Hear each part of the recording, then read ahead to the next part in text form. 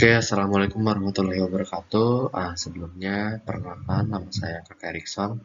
Jadi untuk pembuatan video kali ini itu membahas mengenai tugas mata kuliah manajemen teknik.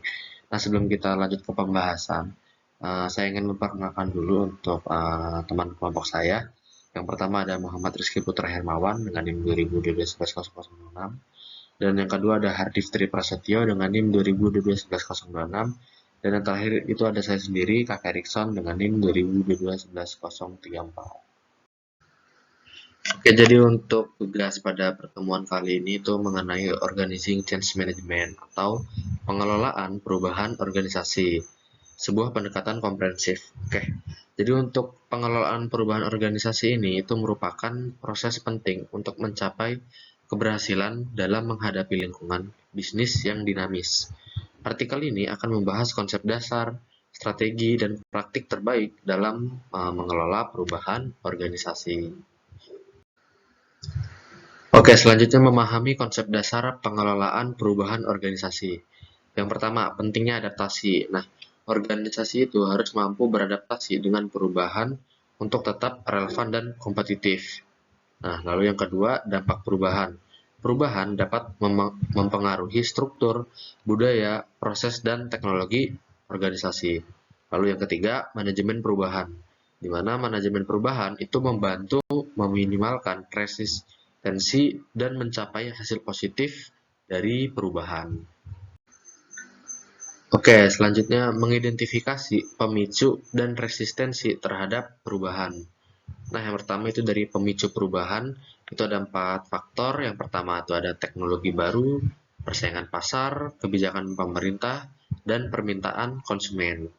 Lalu yang resistensi perubahan itu mencakup mengenai ketakutan akan hal yang tidak diketahui, lalu kehilangan kontrol, kekhawatiran tentang pekerjaan, dan keengganan untuk belajar hal baru. Oke, untuk selanjutnya akan dijelaskan oleh teman saya. Oke, baik. Di sini ada tahapan pengelolaan perubahan organisasi. Terdapat 5 tahapan. Yang pertama, membangun kesadaran. Membangun pemahaman tentang perlunya perubahan dan keuntungan yang dihasilkan.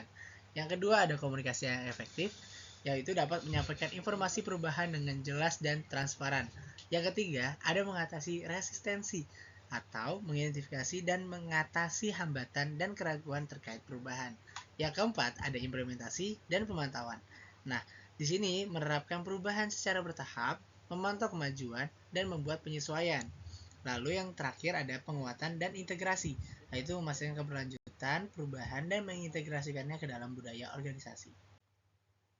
Di sini ada peran-peran kepemimpinan dalam pengelolaan perubahan. Yang pertama itu ada komunikasi yang jelas. Yang kedua ada dukungan yang kuat. Yang ketiga membangun kepercayaan. Yang keempat memimpin dengan contoh.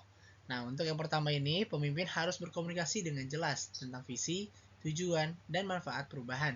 Yang kedua, dapat memberikan dukungan dan motivasi kepada karyawan untuk mengatasi tantangan perubahan. Yang ketiga, dapat membangun kepercayaan dengan bersikap jujur, transparan, dan peduli dengan karyawan. Dan yang terakhir ada menunjukkan komitmen terhadap perubahan menjadi teladan bagi karyawan. Lalu di sini ada komunikasi efektif untuk mendukung perubahan. Terdapat ada 4. Yang pertama itu ada perencanaan komunikasi. Nah, menentukan target audiens, pesan, dan saluran komunikasi yang tepat. Yang kedua, ada transparansi. Nah, di sini memberikan informasi yang akurat dan lengkap kepada karyawan. Yang ketiga, ada saluran dua arah. Dapat membangun ruang untuk umpan balik dan pertanyaan dari karyawan. Dan yang terakhir, ada komunikasi yang berkelanjutan. Nah, di sini harus memberikan informasi tentang perkembangan perubahan.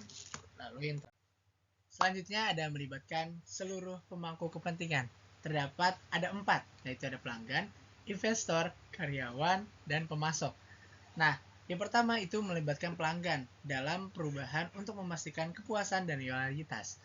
Lalu yang kedua ada menjelaskan dampak perubahan terhadap keuntungan dan nilai perusahaan.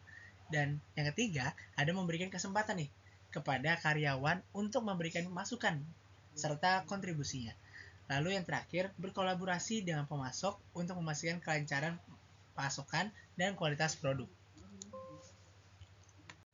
Lalu selanjutnya terdapat studi kasus, yaitu pengelolaan perubahan di perusahaan XYZ. Perusahaan di sini kita namakan XYZ, kita berikan sampel XYZ. Industrinya itu merupakan industri teknologi informasi. Nah, perubahannya ini yaitu implementasi sistem ERP baru. Lalu tantangan pada perusahaan ini yaitu resistensi dari karyawan, pelatihan yang memadai, integrasi dengan sistem yang lama. Nah, solusi yaitu komunikasi yang transparan, pelatihan yang komprehensif, tim dukungan teknis. Lalu hasilnya peningkatan efisiensi, pengurangan biaya, data yang lebih akurat. Selanjutnya terdapat studi kasus pengelolaan perubahan di Yayasan ABC. Lalu perubahan di sini menerapkan program pendidikan baru yang berfokus pada pembelajaran berbasis proyek. Tantangannya itu kurangnya sumber daya adaptasi guru dan staf melibatkan orang tua. Lalu ada kesimpulan dan pembelajaran. Lalu pengelolaan perubahan organisasi merupakan proses yang kompleks dan membutuhkan pendekatan yang komprehensif. Dengan menerapkan strategi yang tepat, organisasi dapat mencapai hasil positif dan mencapai tujuan perubahan. Sekian dan terima kasih. Wassalamualaikum warahmatullahi wabarakatuh.